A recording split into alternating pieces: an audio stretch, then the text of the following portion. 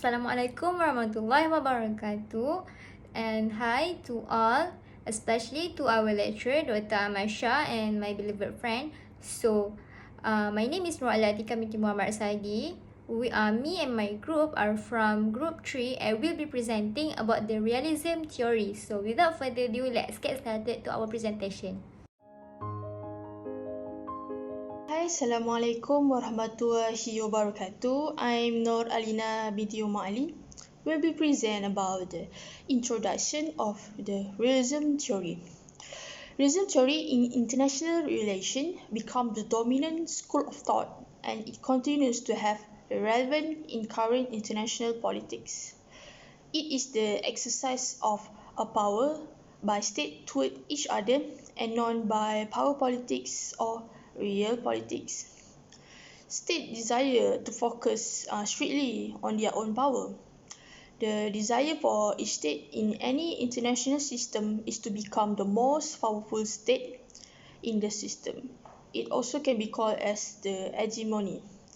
Every state wants to establish this hegemony over other states in the system, and all the other states are making sure that it doesn't happen. For example, when you see your state next door building up their military, well, you have to increasing your own military power as well. So this is a constant push and pull of state trying to make themselves stronger. The center points of realisms are state power and self-interest. There are three fathers of the realism, which is firstly is Thucydides. He wrote history of the Peloponnesian War, talks about the war between Athens and Sparta. He stated that the strong do what they have the power to do, and the weak accept what they have to accept. Secondly is Niccolo Machiavelli. He wrote a book named The Prince. He introduced many realism policies. In his book, stated to concentrate on expedient action to stay in power, including the manipulation of the public and military alliances. He also gave advice on how to deal with conflicts among neighboring states and how to defend on homeland. The third is Thomas Hobbes, which is the English philosopher. He wrote Hobbes' Leviathan, the establishing the modern system of state. In the 17th century, he discussed about the free-for-all that exists when the government is absent and people seek their own self-interest. He called as the state of nature or state of war. And now it called as the law of the jungle is contrast to the rule of law. The first branches of realism is classical realism, which is argue about the power that exists in the human being because human beings are the one who make and control the political laws, and humans are also the causes of chaos in the international relation. The state struggle for power is root from the human nature. This is because human itself is aggressive to attack each other for their own benefits. In this theory, the state maximizes the power in order to achieve the national interest because the state believe in order to survive, they need to increase their power in all aspects such as economy, technology, politics, and military. They argue that in order to survive and become the most powerful state, they need to maximize the power and weaken the enemy's power. For example, is in the War of Peloponnesian War between Athens and Sparta on the 5th century. The reason why Sparta attacked Athens is because they want to avoid Athens holds more power that leads to attacking into the war. Then the second branches of realism is neorealism, which means that the state behaves according to the structure of the international system, which is anarchy. When there is no higher authority can protect state, if they got into trouble, the state will compete with each other for power because power is really matter for survival. Anarchist system leaves state with no other option but to compete among themselves because the more power state have, the better state can survive. In the new realism, the state must protect themselves and consequently view other state as a threat to their survival and own interests in pursue their own national security. State cannot rely on others as it might be their biggest threat, especially in the term of military. For example, in China, in order for state to maximize the power and survive is by the hegemony among the state. So right now, China is rising in economic and military that might be lead to be the hegemony power in Asia after the United States. Offensive realism is a theory of an international relations that argue that states are tend to competition and conflict because they are self-interested, power maximizing, and fearful of other states. This is because states act so because to maintain the national security themselves and stay away from the rivals that holding great power in order to survive in the international system. Those states who maximize their power, influence, wealth, and military will be secure in the international system because if the state have all that, they might become the most powerful state. In the anarchy system, the state is powerful, in other words, is maximizing their power will be the hegemony. In addition, foreign economic, political, and military policies need to be taken care aggressively in order to take advantage in maximizing the power and weaken the other state to compete with. For example, like United States of America, they are the foremost largest economic and military in the world. And lastly is defensive realism is where the state strive to improve their security to the fullest, retain current distribution, and not naturally aggressive and avoid relative losses as a result of shift in their relative position and ranking. As from understanding, in the system of anarchy, security is the ultimate goals, but on the other hand, state need to maintain their position and power. The system forces the state to be more careful because they are not maximizing their power. This is because defensive realism is not aggressive as they moderate their policy to be more defensive in their foreign policy. But the state can be aggressive if their security is being threatened or if there is any conflict arise. So that's all from me. I pass to the next presenter. Assalamualaikum, my name is WAFI and I would like to continue the presentation. I will explain about the key assumption of realism. This key assumption will provide you a better understanding on realism theory. The first assumption is anarchy. Now, anarchy is very important to understand because it is one of the core concepts in this political realism theory. Realists argue that the international system is anarchic, which influences the way global politics are. Realists argue that it is a fundamentally determine the character of global politics historically, present, and in the future. So what is anarchy? The term anarchy derives from the Greek word anarchos, which means without authority. In simple, it is the absence of any authority superior to nation states that capable of arbitrating the disputes and enforcing the international law. It is basically an international system operating in the absence of any central government. In this anarchical system, every state is sovereign. In theory, sovereign states control their own domestic affairs. However, states violate this all the time. We take a look at one example. When USA invention in Iraq that killed around 200,000 civilians, there is no one comes to arrest them. This example clearly describes the anarchical international system of global politics where there is no police force, there is no court of justice to solve the dispute between the states. Next, the second assumption of realism is human nature.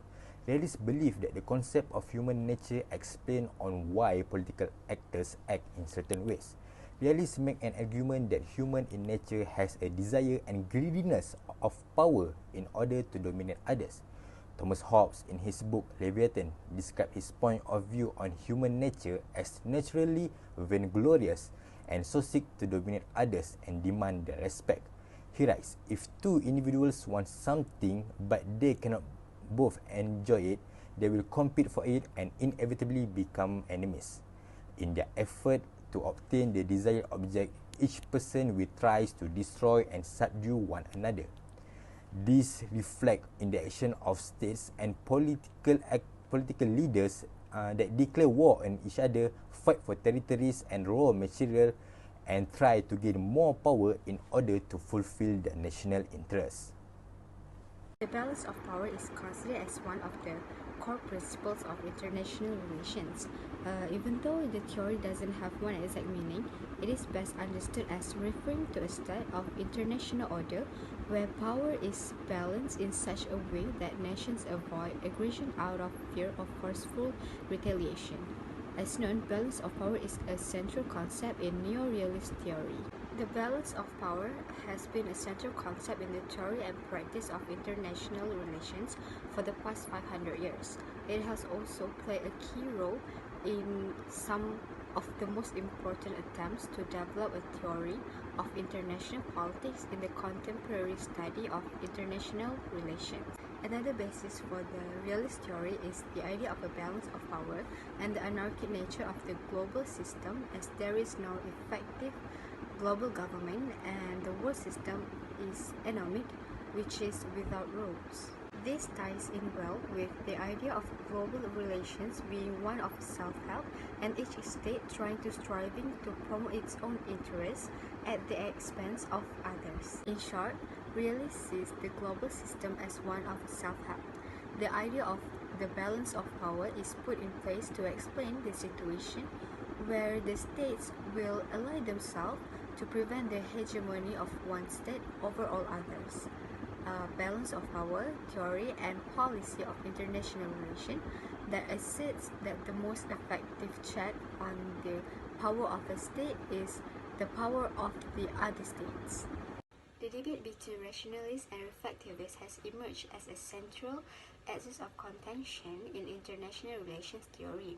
As for rationalists, they treat sovereign states as rational, self-regarding units, and which leading both neo-realist and neoliberal institutionalists to conclude that anarchic conditions create a self-help international systems. Meanwhile, for the reflectivists, it is a broad church that includes postmodernists, critical theorists, and other anti-positivists, which they see no automatic link between anarchy and self-help. In anarchic international systems, such collective authority does not exist. Although collective security can be attempted from time to time on an ad hoc basis, states ultimately have no guarantee that another actor, much less a more powerful one, will intervene in every conflict situation all the time. States must rely on their own material capabilities, defined by their own position in the system, in order to guarantee their continued existence. The constancy of the survival imperative, the existence of conflict, and the distribution of material capabilities, and also the risk of war in any international system, all imply that anarchy, by definition and logical operation, inevitably leads to just one possible type of institution, which is self-help.